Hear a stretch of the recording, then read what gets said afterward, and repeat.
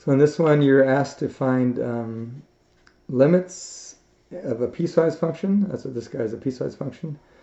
And you have to pay attention that some of them are right-hand and left-hand limits, and some of them are just a limit as we approach from both sides at the same time. So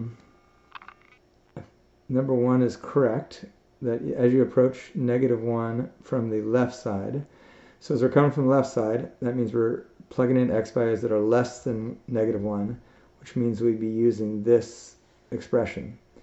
And so really, this is really just asking you to find the limit as x approaches -1 of x minus 4, because that's what I'd be using if I was only plugging in numbers less than -1.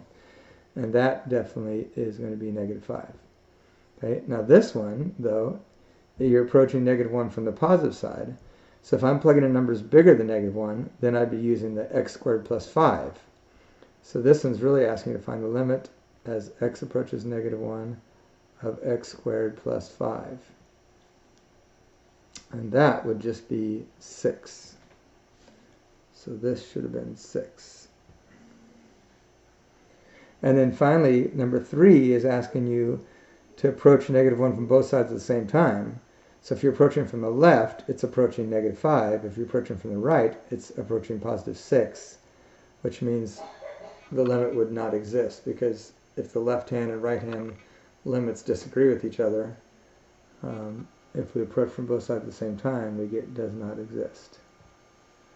And then I think these last two are correct, yeah. So that if you approach 1, it just happens when you approach 1 from both sides at the same time, this is approaching 6 and that's approaching 6. That's why you end up getting an answer on this one.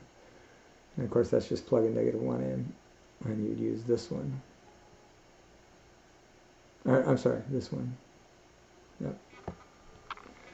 All right, hopefully that's helpful.